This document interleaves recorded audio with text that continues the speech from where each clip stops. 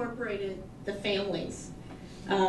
You have patients and families on many of your groups, and I think that voice is there, and that will help us to maintain our touch.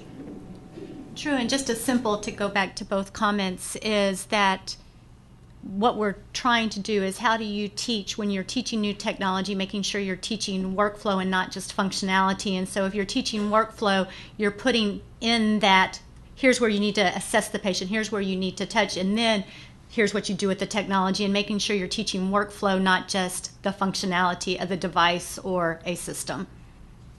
Well, I think, Bonnie, one of the things that you said is key about incorporating families and patients as we plan for them. One of the big tenets of family-centered care is don't plan for me without me.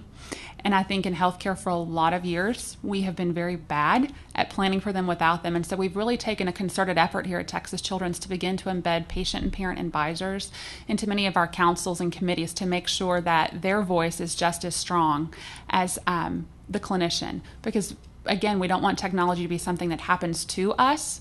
We want to be the people who are driving the technology. The technology, in my opinion, is only as good as how we implement it and the information we put into it. And so we really need them as our full partners in ensuring that happens.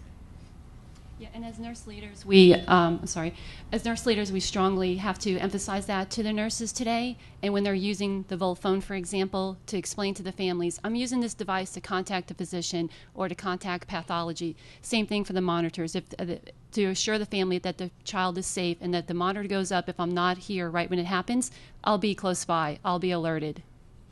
Or, and as you're partnering from the IA or information services side, as you're partnering with the clinicians and developing the workflow or the solution, are you speaking that common language that we've heard talked about since this morning, that common language, so that we are ensuring that the care is happening?